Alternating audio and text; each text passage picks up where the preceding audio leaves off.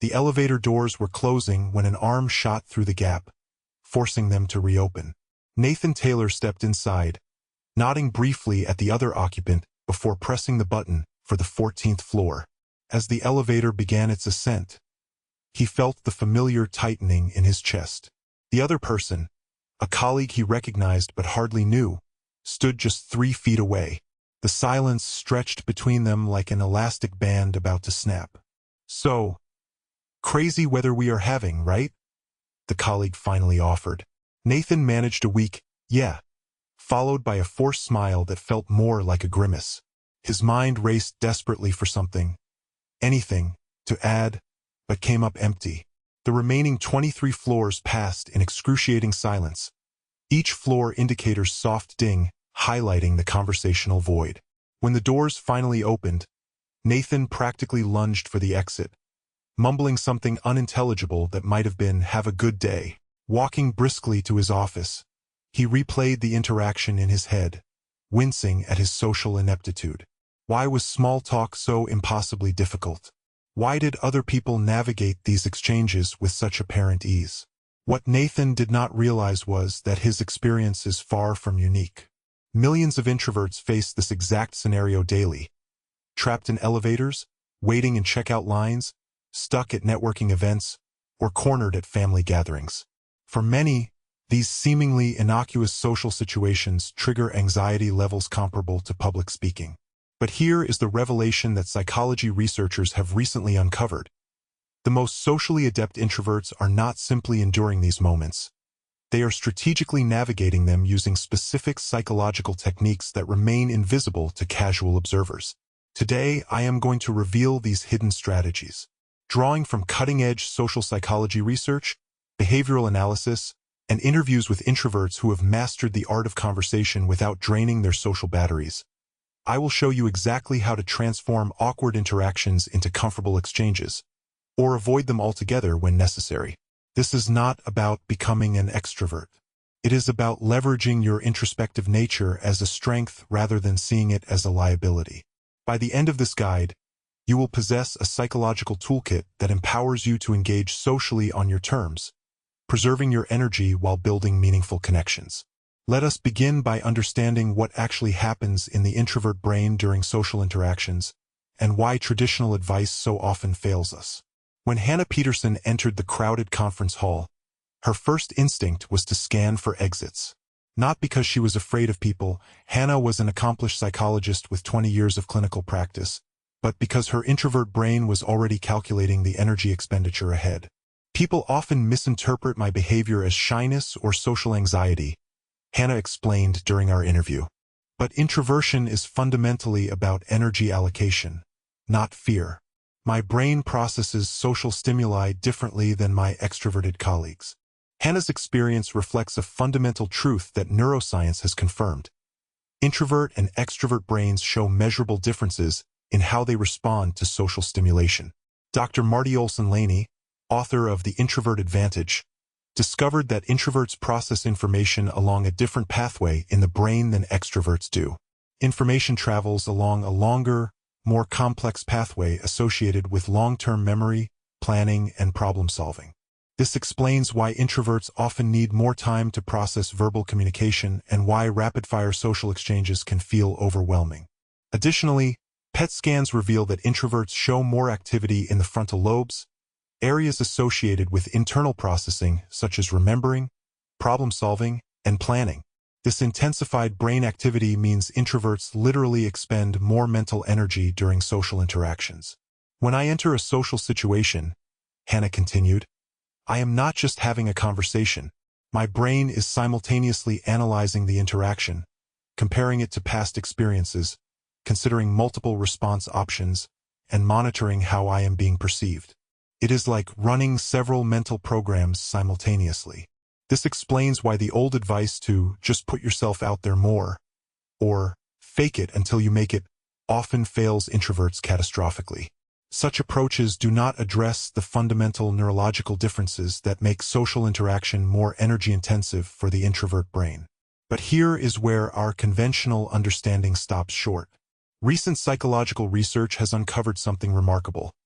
Some introverts navigate social situations with apparent ease not because they have become more extroverted, but because they have developed specialized conversational strategies that work with their natural cognitive tendencies rather than against them. The question that leads us deeper into this mystery: what exactly are these introverts doing differently? And can these techniques be learned? Nathan Taylor sat in the back row of the professional development seminar, observing his colleagues. Some were enthusiastically networking during the break, while others, clearly fellow introverts, had retreated to corners, busying themselves with phones or notebooks. One person caught his attention. Oliver, a known introvert from accounting, was engaged in conversation with three others, seeming completely at ease. Nathan had always assumed Oliver was secretly exhausted by these interactions, but something seemed different. Oliver was not just enduring the conversation. He appeared genuinely engaged, yet somehow maintaining his composure and energy. What Nathan was witnessing was the first key principle psychologists have discovered. Successful social introverts distinguish between energy conservation and social avoidance. The fundamental mistake many introverts make, explains Dr. Sophia Dembling, social psychology researcher and author of The Introvert's Way, is conflating social avoidance with energy management. They are entirely different strategies with vastly different outcomes. This distinction represents a paradigm shift in understanding introvert social dynamics. Let me explain the difference. Social avoidance is a defensive strategy motivated by discomfort or anxiety. It manifests as declining invitations, hiding behind phones in public spaces, or giving minimal responses to end conversations quickly. While avoidance provides immediate relief, it reinforces patterns of isolation and prevents skill development. Energy conservation, by contrast, is an offensive strategy that acknowledges social interaction as valuable but approaches it strategically. It involves preparation, selective engagement, and specific conversational techniques that maximize connection while minimizing cognitive drain. Hannah Peterson describes her evolution. For years, I thought being an introvert meant I should avoid small talk because it drained me. But I eventually realized that it was not small talk itself that was exhausting. It was my unstructured approach to it. When I developed a system for these interactions, they actually became energizing in specific doses. This insight leads us to the first revelation from psychological research. The most socially adept introverts are not those who force themselves to become pseudo-extroverts, but those who develop energy-efficient conversational techniques. Research by Dr. Jennifer Graneman found that introverts who reported the highest satisfaction with their social lives were not those who socialized most frequently, but those who approached social interaction with specific preparation and conversational structures. What exactly does this preparation entail? It begins with understanding the three types of social contexts that introverts find most challenging and developing context-specific strategies for each. Social psychology researchers have identified three specific social contexts that introverts find most energy draining, each requiring different conservation techniques. 1. Unstructured open socializing, parties, networking events, receptions. 2. Impromptu interactions, elevator encounters, bumping into acquaintances. 3. Extended group conversations, meetings, dinners, group activities. Let us examine the first context, unstructured open socializing. When Nathan attended his company's holiday party last December, he arrived with a secret weapon. Rather than dreading the evening as an energy vampire, he came prepared with what psychologists call conversational anchors, specific topics and questions developed in advance that would allow him to guide interactions toward areas of genuine interest. I used to think preparation was cheating, Nathan admitted. Like I was not being authentic if I planned what to talk about. But I realized authentic does not mean spontaneous. It means engaging with topics I actually care about. This preparation strategy represents a key principle from psychological research. Introverts perform better in social situations when they establish mental frameworks in advance. Dr. Lori Helgo, clinical psychologist and author of Introvert Power, explains that preparation reduces cognitive load during interaction, allowing introverts to be more present. When an introvert has thought through potential conversation directions in advance, Dr. Helgo notes, it reduces the real-time processing demands that typically cause social fatigue. This creates space for genuine connection.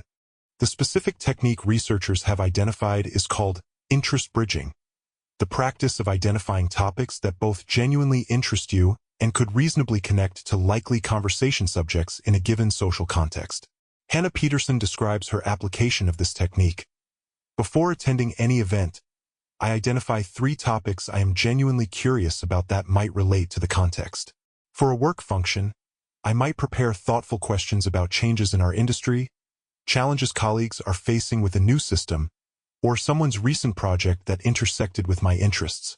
The key insight: rather than seeing this as manipulative preparation, understand it as creating the conditions that allow your authentic self to emerge in social settings. Research confirms this approach actually leads to more genuine connections because it allows introverts to engage from a place of real curiosity rather than anxious improvisation. The second challenging context, impromptu interactions, requires a different strategy. For these unexpected encounters, psychologists have identified a technique called conversational templates. These are flexible frameworks that can be adapted to various spontaneous interactions, reducing the cognitive burden of generating conversation from scratch. Dr. Brian Little, former Harvard psychology lecturer and author of Me, Myself, and Us, explains the science behind this approach. Templates provide cognitive scaffolding that reduces executive function demands. For introverts, who typically experience higher cognitive load during social interactions, these structures free up mental resources for actual connection. Nathan Taylor developed several such templates after learning this technique. I created 3 basic conversation structures that I could adapt to most impromptu encounters. 1 for professional contacts, 1 for neighbors or casual acquaintances, and 1 for people I am meeting for the first time. Having these mental frameworks ready means I no longer panic when someone unexpectedly starts chatting with me in line at the coffee shop. The third challenging context, extended group conversations, requires perhaps the most sophisticated energy management technique. Researchers at the University of California discovered that socially skilled introverts use what they term oscillation, strategically alternating between periods of active engagement and strategic observation within group settings. Unlike the common introvert approach of remaining quiet throughout a group interaction, which often leads to feeling excluded or invisible, oscillation involves contributing meaningfully during select moments while taking mental rest periods in between by shifting into observation mode. Hannah explains her implementation. In meetings or group dinners, I used to feel I needed to be on the entire time, which would leave me completely depleted. Now I contribute intensely when I have something valuable to add, then give myself permission to step back into observation mode, actively listening but conserving energy. This rhythm allows me to stay engaged for much longer periods. What is fascinating about oscillation is that research shows it actually enhances others' perception of the introvert's social skills. By contributing with depth and thoughtfulness during their active phases, introverts often make more memorable impressions than those who maintain a constant stream of surface-level engagement. Dr. Helgo's research confirms this counterintuitive finding. Group members often remember and value the contributions of oscillating introverts more highly than those of consistent talkers, describing their input as thoughtful, insightful, and worth waiting for. This leads us to a powerful realization. The techniques that conserve energy for introverts often simultaneously enhance the quality of their social contributions. Rather than seeing introversion as a liability to overcome, these strategies leverage introvert strengths, thoughtfulness, observation skills, and depth of thinking as social assets. But these 3 context-specific strategies only scratch the surface. To truly understand how introverts avoid awkward conversations, we need to examine the specific verbal and nonverbal techniques they employ within these contexts. Nathan Taylor noticed something peculiar during a recent department meeting. His colleague Rebecca, another introvert, somehow managed to participate meaningfully in the discussion while speaking far less than others. Yet no one seemed to perceive her as disengaged or aloof. How was she accomplishing this social sleight of hand? The answer lies in what psychologists call high-value verbal contributions, a technique that leverages quality over quantity in conversation. This approach is particularly effective for introverts because it maximizes social connection while minimizing the energy expenditure of constant participation. Dr. Lori Helgo explains the science. Research shows that perceived social contribution is more strongly linked to the quality and timing of comments than to their frequency. Introverts who make fewer but more substantive contributions are often rated as highly engaged as constant talkers. Hannah Peterson describes her application. I used to think I needed to match others comment for comment. Now I focus on making 1 or 2 contributions that synthesize ideas or offer a unique perspective. I have found that people actually listen more attentively when I speak less frequently but with more substance. This approach contrasts sharply with the common introvert pattern of offering minimal responses throughout a conversation, which can come across as disinterest rather than energy conservation. The second hidden technique skilled social introverts employ involves what researchers term conversational redirection, the art of guiding interactions toward energizing rather than depleting topics. A 7-year study conducted at the University of Michigan found that introverts experienced significantly less social fatigue when conversations focused on ideas, issues, or experiences rather than social gossip or surface-level small talk. The key insight: the topic of conversation often matters more than its duration in determining energy depletion. Not all conversation is equally draining for introverts, explains Dr. Susan Cain, author of Quiet: The Power of Introverts in a World That Cannot Stop Talking. Conversations about ideas or meaningful subjects can actually be energizing, while extended small talk about nothing in particular quickly becomes depleting. The technique skilled introverts employ involves subtly guiding conversations toward more substantive territory using specific transitional phrases. Hannah demonstrates, when someone brings up the weather, rather than just agreeing and letting the conversation stall, I might say, "Yes, these sudden temperature changes have me thinking about climate patterns. Have you noticed how different our seasons are compared to when we were kids?" This moves us from small talk to something more engaging without seeming to change the subject abruptly. This redirection technique allows introverts to transform potentially draining interactions into more energizing exchanges. The psychological principle at work is cognitive engagement matching, aligning the conversation with the introvert's natural preference for deeper, more thoughtful discussion. The third hidden technique involves what researchers call intentional curiosity, a questioning approach that places the conversational burden on the other person while still demonstrating genuine engagement. Nathan Taylor discovered this technique through trial and error. I noticed that asking thoughtful follow-up questions about what someone just said accomplished 2 things. It showed I was listening and interested, and it gave me a mental break from having to generate new content. The key was asking questions I actually wanted to hear the answers to, not just asking to fill space. Research by Dr. Arthur Aaron at Stony Brook University confirmed the effectiveness of this approach.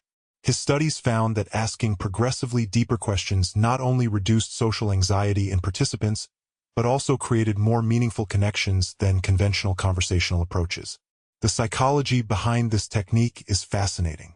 When introverts ask thoughtful questions, they leverage their natural strengths, listening skills and analytical thinking, while simultaneously reducing the cognitive load of generating continuous speech. Meanwhile, the person being asked perceives the introvert as highly engaged and socially skilled. Hannah explains how she implements this. I listen for hooks in what someone is saying, mentions of interests, experiences, or opinions that could lead to more substantive conversation. Then I ask specific questions about those elements. You mentioned you just finished that book. What drew you to that subject? This approach feels natural to me as an introvert because I am genuinely curious, but it also keeps the conversation flowing without draining my energy. The fourth technique involves nonverbal communication strategies that convey engagement while conserving verbal energy. Researchers call this nonverbal engagement signaling. Studies at the Center for Nonverbal Studies found that specific nonverbal behaviors signal active listening and engagement as effectively as verbal contributions. For introverts, mastering these signals provides a way to remain connected to a conversation during energy conservation phases. These behaviors include 1. Maintained eye contact with occasional breaks, avoiding both constant staring and frequent looking away. 2. Affirmative nodding timed to the speaker's key points. 3. Forward-leaning posture during important moments. 4. Facial reactivity, appropriate expressions reflecting understanding of emotional content. Nathan incorporated these techniques during meetings. I realized I could communicate engagement without constant verbal contribution. By maintaining good eye contact, nodding thoughtfully, and showing appropriate reactions on my face, colleagues perceived me as fully present even during periods when I was speaking less. The scientific principle at work is social presence signaling, communicating attentiveness and connection through channels that require less energy than verbal exchange. For introverts, this represents an ideal energy conservation strategy that maintains social connection. These 4 techniques, high-value verbal contributions, conversational redirection, intentional curiosity, and nonverbal engagement signaling, form the core toolkit that socially adept introverts use to navigate extended interactions while preserving their energy. But there remains a deeper question. How do these techniques work together as a system? And how do successful introverts know when to deploy each strategy?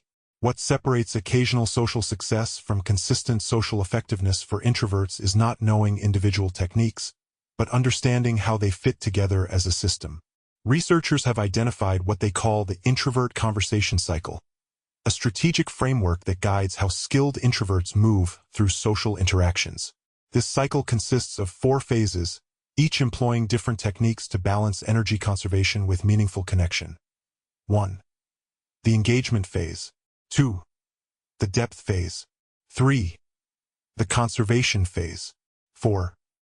The graceful exit phase. Let us examine each phase and the specific techniques employed during each. The engagement phase represents the crucial first moments of an interaction. Rather than approaching this phase with dread or avoidance, skilled social introverts use specific opening techniques that establish connection while setting favorable conditions for the remainder of the conversation. Dr. Helgo's research identified 3 effective engagement approaches for introverts. First, the shared observation opener, commenting on something in the immediate environment that both parties can observe. This technique works because it creates instant common ground without requiring personal disclosure. Hannah provides an example. Rather than forcing myself to make generic small talk, I might comment on something specific in our surroundings. At a conference, the speaker made an interesting point about digital privacy. Did that part resonate with you too? This creates an immediate connection point that feels natural. Second, the thoughtful disclosure opener, sharing a brief personal insight related to the context. Unlike typical small talk, this approach immediately elevates the conversation beyond surface level. Nathan describes his use of this technique. Instead of, "How are you?" exchanges that go nowhere, I might say something like, "I have been looking forward to this project kickoff meeting, especially curious about how the new timeline might affect our development process." This gives the other person something specific to respond to while establishing a more substantive conversation direction. Third, the curiosity-based opener, beginning with a thoughtful question related to the context. This approach immediately places the conversational ball in the other person's court while demonstrating genuine interest. The research shows that these engagement techniques accomplish something critical for introverts. They bypass the energy-intensive, feeling-out period of conventional small talk and establish immediate pathways to more meaningful exchange. Once engaged, skilled introverts move to the depth phase, where the conversation shifts from opening exchanges to more substantial territory. This phase employs 3 key techniques. The first technique is value-seeking questions. Inquiries designed to uncover what the other person finds meaningful or important. Unlike generic questions, these are calibrated to reveal values, interests, or perspectives. Hannah explains, rather than asking, "What do you do?" I might ask, "What aspects of your work do you find most interesting right now?" This slight reframing invites the person to share something they actually care about, which makes the conversation more engaging for both of us. The second technique is connection identification, actively listening for points of genuine connection between your interests and the other person's comments. This creates natural enthusiasm that reduces the energy cost of the interaction. Nathan describes this approach. I listen for mentions of topics I already find interesting, whether it is a management philosophy, a technical challenge, or even a travel destination. When I spot that connection, I can engage with authentic energy because we are now in territory that naturally energizes me. The third technique is depth invitation, offering thoughtful perspectives that open doors to more meaningful exchange. Unlike conventional advice to keep things light, research shows introverts actually conserve more energy in substantive conversations that engage their natural thinking style. The depth phase is where introverts often shine, as it leverages their natural preferences for meaningful exchange. However, extended interaction eventually requires moving to the conservation phase. The conservation phase employs techniques that maintain connection while replenishing mental energy. 3 primary strategies emerge from the research. First, conversational handoffs, thoughtfully transitioning speaking responsibility to others in ways that maintain flow. This might involve asking a question that requires an extended response or bringing others into the conversation. Hannah explains her approach. When I feel my energy waning, I might say something like, "That reminds me of what you were saying earlier about your project approach. How did you handle the stakeholder concerns?" This passes the conversational baton while showing I was listening earlier. Second, selective disengagement, briefly shifting into observation mode while maintaining nonverbal engagement signals. This provides a mental rest period without appearing disconnected. Nathan describes his implementation. I give myself permission to be fully present, but not constantly speaking. During these moments, I focus on maintaining good eye contact and responsive expressions while taking a mental breather from generating content. Third, environmental recharging, strategically using environmental elements to create brief respites. This might involve getting a drink, commenting on something in the surroundings, or briefly shifting attention to a shared activity or object. These conservation techniques allow introverts to extend their social stamina significantly beyond their natural limits. By cycling through engagement and conservation, skilled introverts can maintain connections for much longer periods without exhaustion. The final phase, the graceful exit, is perhaps the most overlooked yet critical skill for introverts. Rather than abruptly fleeing when energy is depleted, which can damage relationships, research identifies specific exit strategies that preserve connections. First, value affirmation, explicitly acknowledging something valuable gained from the interaction. This ensures the other person feels the exchange was worthwhile even as it concludes. Hannah provides an example. I might say, "I really appreciated hearing about your approach to the client challenge. Gave me some new perspectives to consider. I should get back to the presentation area, but let us continue this conversation soon." Second, future bridging, establishing a specific reason for future contact. Unlike vague "we should talk more" statements, this creates a concrete connection point extending beyond the current interaction. Nathan describes his technique. I will often identify a specific reason to follow up. Your point about the database architecture raises questions I want to explore further.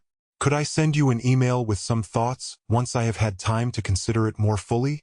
Third, context completion, linking the end of the conversation to a logical contextual transition. This frames the conclusion as a natural progression rather than an escape. Research shows these exit techniques accomplish something crucial. They allow introverts to end interactions before energy depletion reaches critical levels, while still leaving others with positive impressions. The introvert conversation cycle reveals something profound. Introversion need not limit social effectiveness. By strategically moving through these phases with appropriate techniques for each, introverts can maintain genuine connections while honoring their need for energy management. But this cycle primarily addresses one-on-one interactions. What about the particularly challenging terrain of group conversations?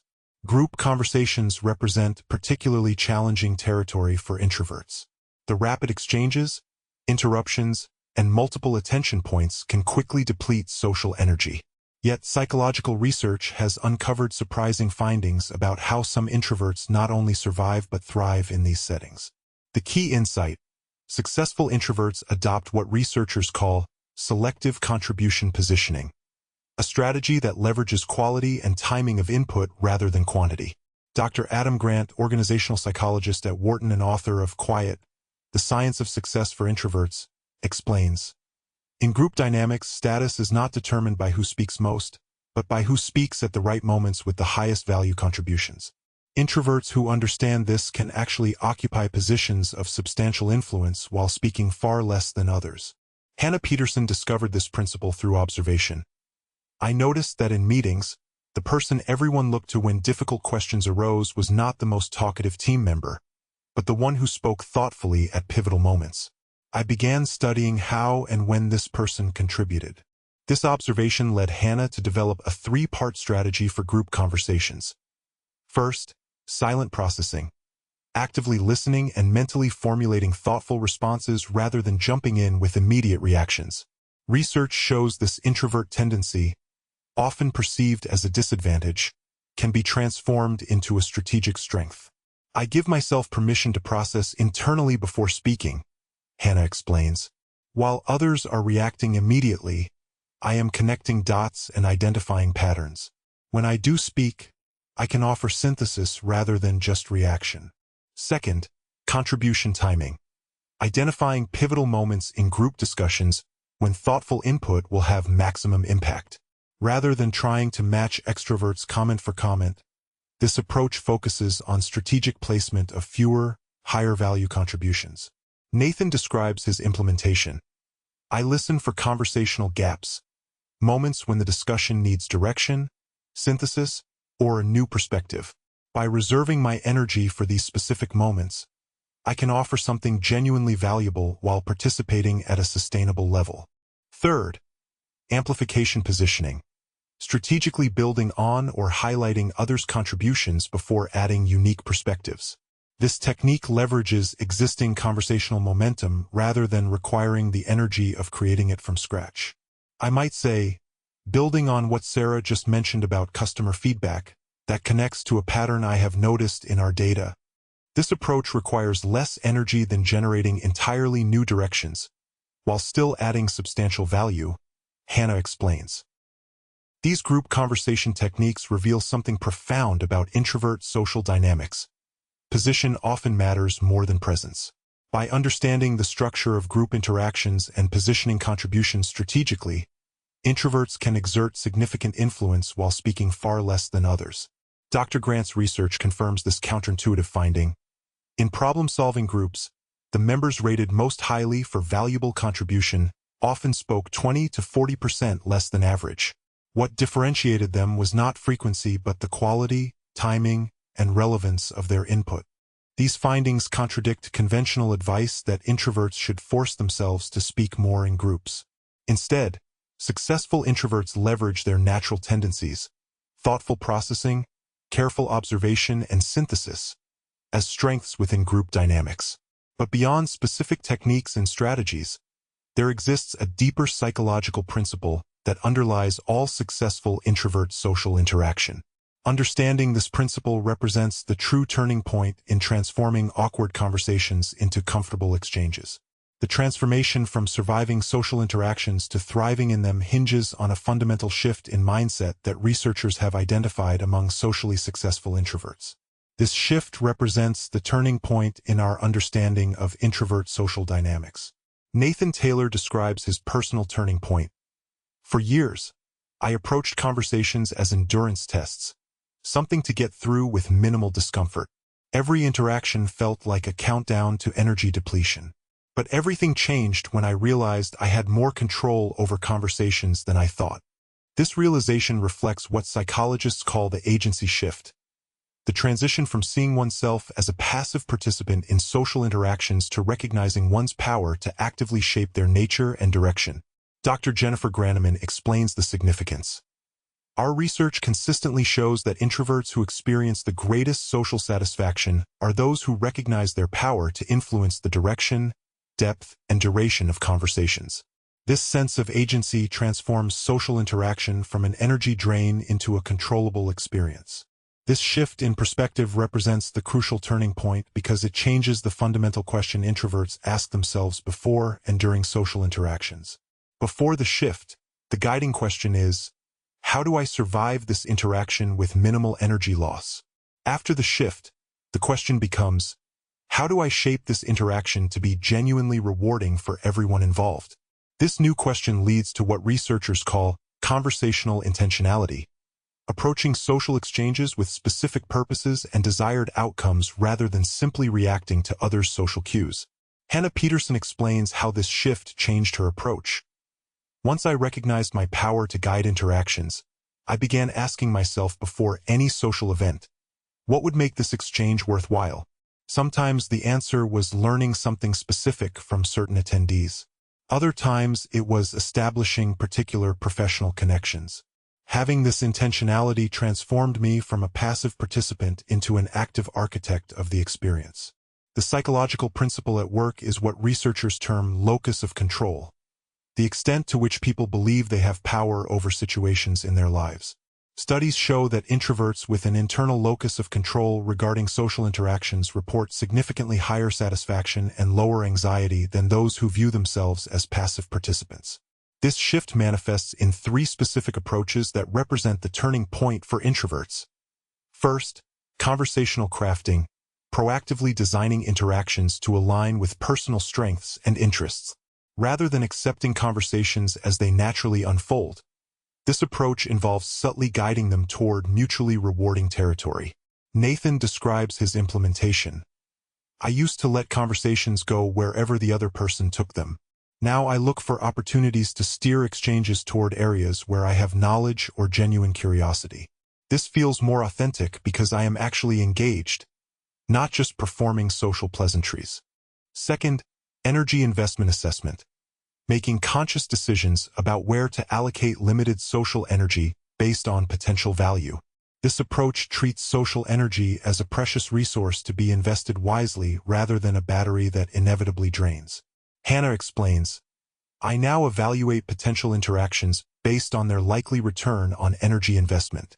Some conversations are worth the full expenditure of my social battery because they offer significant personal or professional value. Others merit only minimal investment. This selective approach allows me to engage more fully where it matters most. Third, preemptive framing. Establishing the parameters of interactions in ways that work with rather than against introvert preferences. This might involve suggesting specific activities, time limits, or conversation topics that create favorable conditions from the start. I have learned to shape interactions before they begin, Nathan notes. Suggesting a coffee meeting with a specific discussion topic rather than an open-ended lunch. Proposing a walking conversation rather than sitting face-to-face for extended periods. These small adjustments dramatically change the energy requirements of the interaction. The turning point these approaches represent is profound. They transform introversion from a liability to be managed into a perspective that offers unique advantages in shaping meaningful connections. Dr. Susan Cain explains this transformation. When introverts stop seeing their trait as something to overcome and start recognizing it as a different way of processing social information, one with distinct advantages, they unlock capacities for connection that are uniquely available to contemplative personalities. This turning point leads us to the final question. How do these insights translate into practical application in daily life? What specific practices can introverts implement immediately to transform their social experiences? The theoretical understanding of introvert social dynamics only becomes valuable when translated into practical daily application. Research shows that introverts who successfully implement these principles follow specific practices that gradually transform their social experiences. Hannah Peterson shares her experience. Knowledge alone did not change anything for me. It was developing consistent practices, almost like social exercises, that gradually transformed how I experienced interactions. These practices eventually became natural habits. From extensive research and interviews, we have identified 7 core practices that form the daily social toolkit for introverts. First, energy forecasting. The practice of assessing upcoming social demands and strategically planning energy allocation. This involves reviewing your schedule each morning and identifying social interactions that will require significant energy. Nathan explains his approach. Every morning, I mentally review my day and identify high-demand social situations. For days with multiple meetings or a networking event, I deliberately schedule recovery periods and minimize other optional social engagements. This prevents the energy depletion that used to make afternoon interactions so difficult. Research confirms this practice's effectiveness. A study of workplace performance among introverts found that those who practiced energy forecasting reported 42% higher satisfaction with their social interactions and 37% lower evening exhaustion than those who approached each day without such planning. Second, Pre-conversation preparation.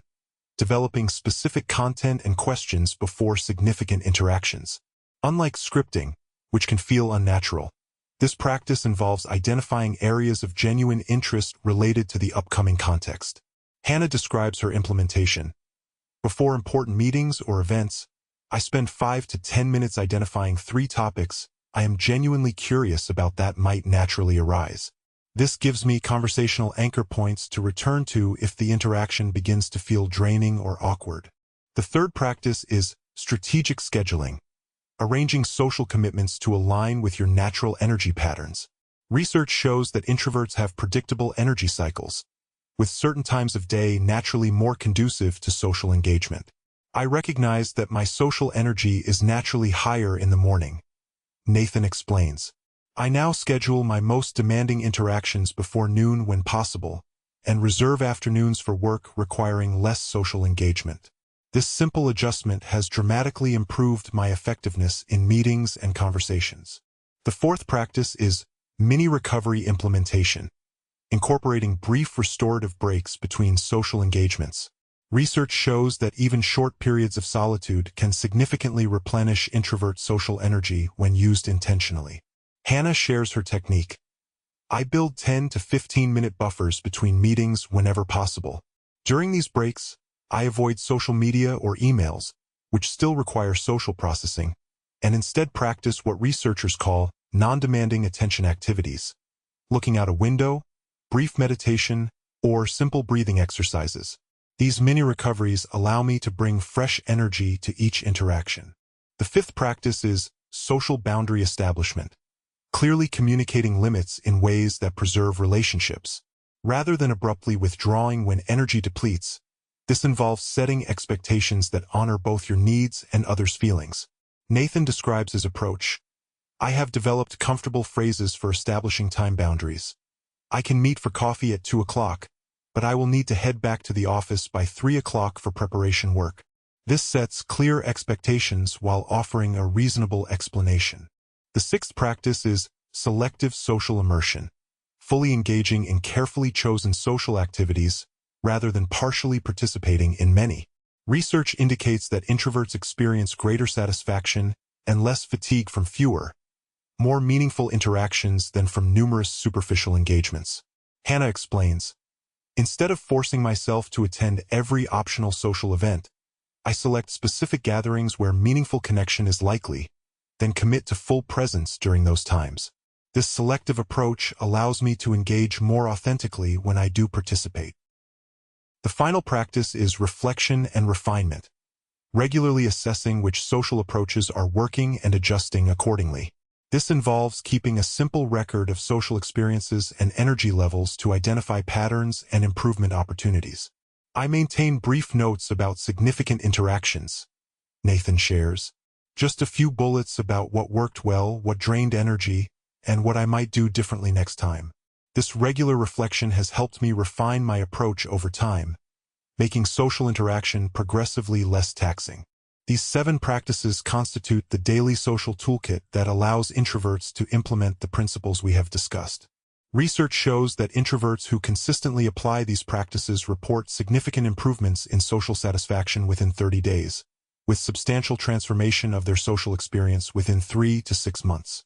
The key insight: meaningful change does not require personality transformation, but rather the consistent application of practices aligned with introvert strengths and tendencies.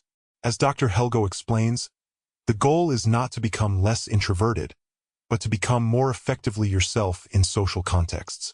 These practices allow introverts to honor their nature while still building meaningful connections. This practical toolkit leads us to our final consideration: the long-term implications of mastering these introvert social strategies. As we have explored throughout this guide, the strategies successful introverts employ go far beyond simply avoiding awkward moments. They represent a comprehensive approach to social interaction that honors introvert nature while facilitating meaningful connection. The implications of mastering these techniques extend into every area of life. Hannah Peterson reflects on the broader impact. Learning these techniques changed more than just my comfort in social situations. It transformed my career trajectory, my personal relationships, and most importantly, how I view myself. I no longer see my introversion as something to overcome, but as a different way of experiencing and contributing to the world.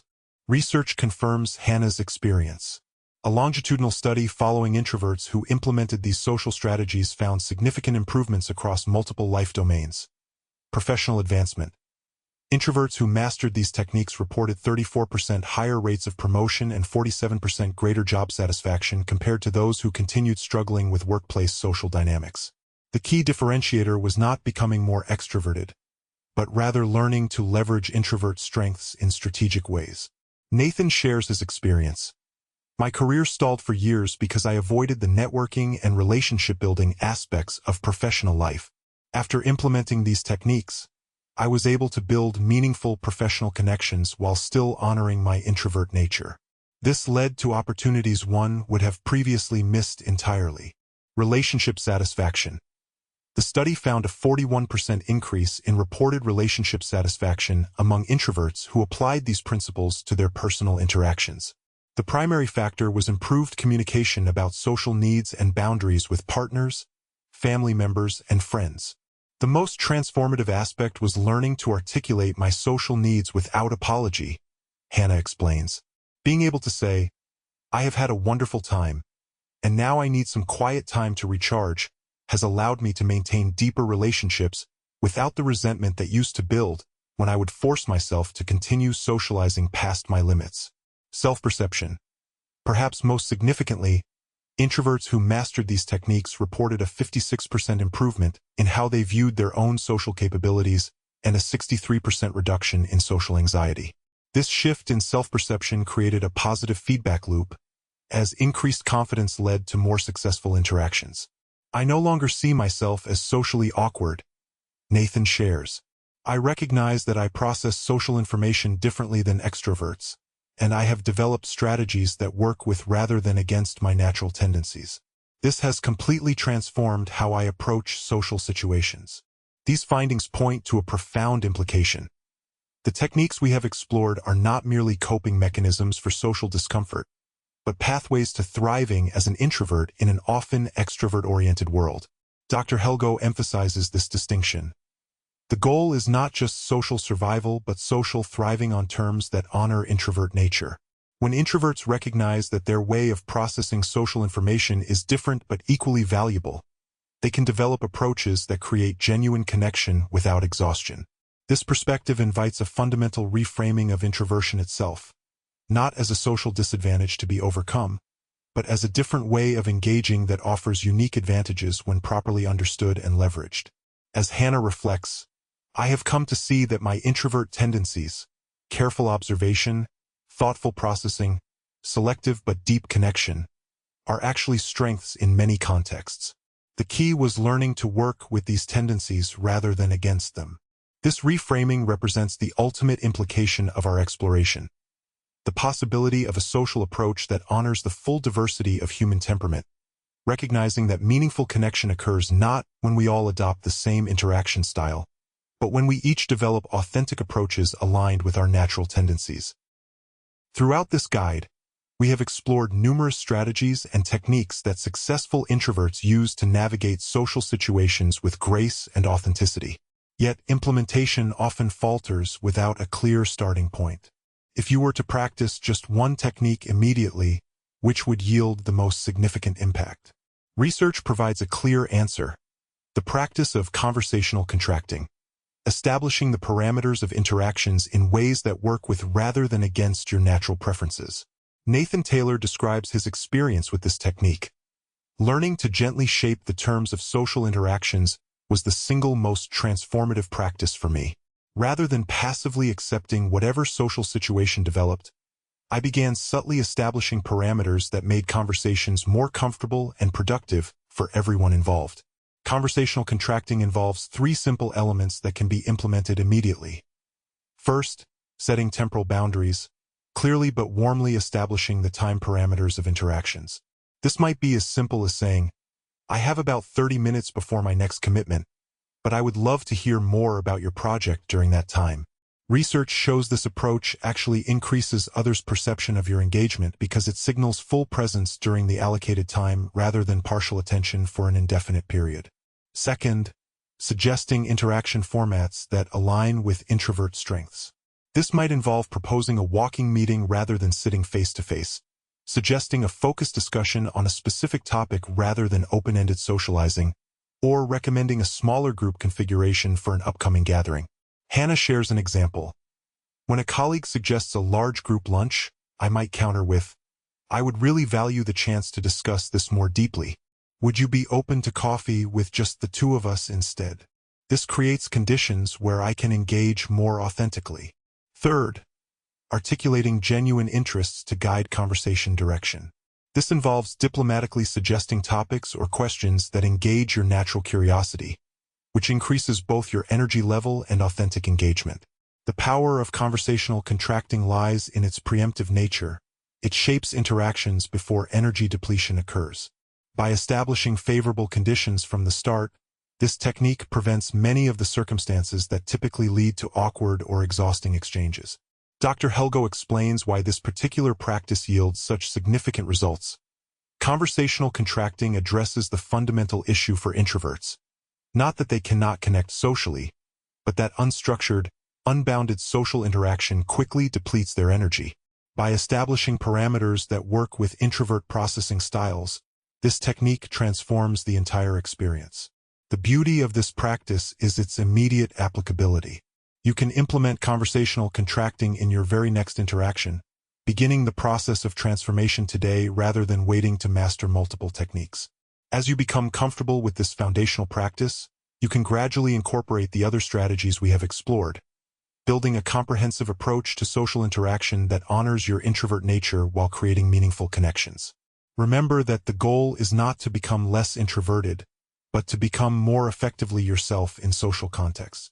Your introversion is not a liability to overcome but a different way of experiencing and contributing to the world, one that offers unique strengths when properly understood and leveraged. In your journey toward more comfortable and authentic social interaction, remember this essential truth. The most compelling conversations happen not when we force ourselves to be something we are not, but when we bring our genuine selves to each exchange, shaping interactions to allow our natural strengths to emerge. By mastering the art of conversational contracting and gradually implementing the other techniques we have explored, you can transform awkward exchanges into meaningful connections while honoring the person you truly are. The power to shape your social experience has always been within you. Now, you have the tools to make that potential a reality.